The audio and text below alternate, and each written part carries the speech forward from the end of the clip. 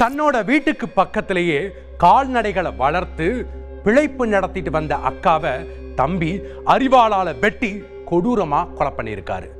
வாழ வழி செஞ்சவரே வாழ்க்கையை பறிச்ச கதை இது.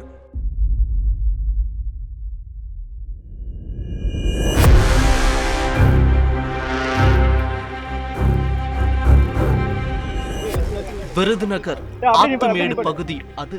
சம்பவத்தன்று நடந்த படு பயங்கரத்தால் அந்த பகுதியே காக்கி யூனிஃபார்ம் மயமாக காட்சியளித்தது. 40 வருடங்களுக்கு முன்பு ஒரு தாயின் வயிற்றில் பிறந்த பாசமலர்கள் இன்று சாதாரண கால்நடைகள் வளர்ப்பால் பகையாளியாக மாறி ஒரு உயிரே அநியாயமாக பறிபோயிருக்கிறது.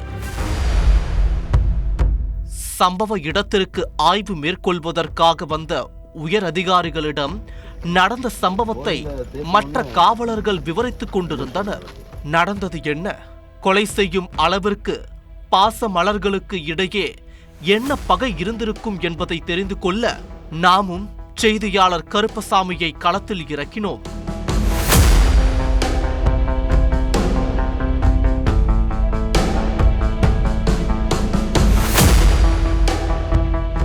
கொல்லப்பட்டவர் திருமணி. 44 வயதான இவர் சில மாதங்களுக்கு முன் கணவரை இழந்து பிள்ளைகளுடன் தனியாக வாழ்ந்து வந்திருக்கிறார். கணவர் இல்லை என்பதற்காக யாரிடமும் கையேந்தி நின்றுவிடக் கூடாது என்கிற வைராகியத்தோடு வாழ்ந்த திருமணி சொந்தமாக ஆடு கோழிகளை வளர்த்து அதன் மூலம் கிடைக்கும் வருமானத்தில் பிழைப்பை நடத்த திட்டமிட்டிருக்கிறார். அதற்காக தம்பி பெரியசாமி வீட்டின் அருகே இருக்கும் காலி இடத்தை வாடகைக்கு வாங்கி அதில் தகர செட் அமைத்து கால்நடைகளை வளர்க்க ஆரம்பித்திருக்கிறார். ஆரம்பத்தில் அக்கா திருமணிக்கு ஒத்தாசையாக இருந்த பெரியசாமி நாளாக அக்காவின் தொழிலால் சங்கடத்திற்கு ஆளாகியிருக்கிறார்.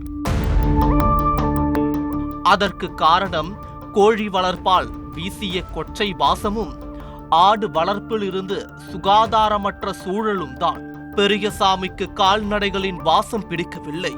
அதற்காக திருமணியிடம், அக்கா இங்க பாரு, கால்நடைகளோட இந்த கொச்சை வாசம் எனக்கு ஒத்து வரல, நீ இந்த இடத்தை விட்டுட்டு வேற இடத்திற்கு போய் தொழுவம் போட்டு பொழைச்சுக்கோ என அன்பாக எடுத்து கூறியிருக்கிறார் பெரியசாமி.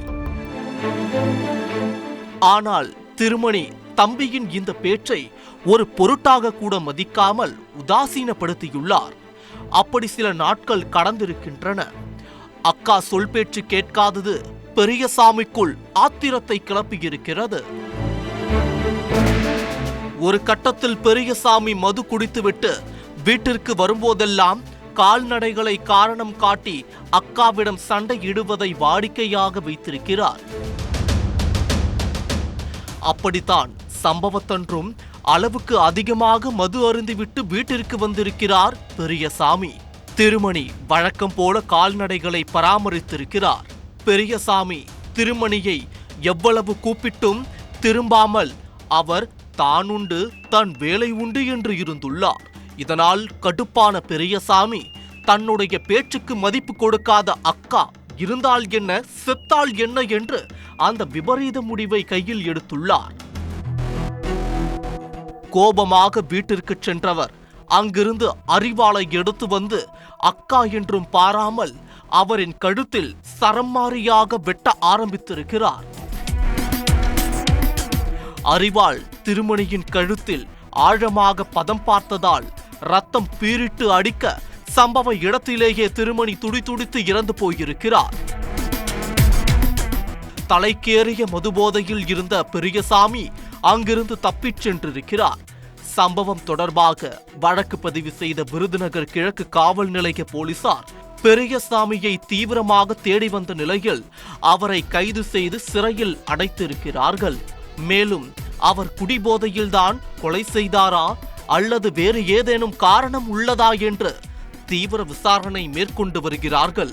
கணவனை இழந்த அக்காவிற்கு தந்தையாக இருந்து ஆதரவு தர வேண்டிய ஆசை தம்பியே இப்படி அவரை கொடூரமாக வெட்டி கொலை செய்திருப்பது அந்த பகுதி மக்களிடையே பெரும் அச்சத்தை ஏற்படுத்தி இருக்கிறது.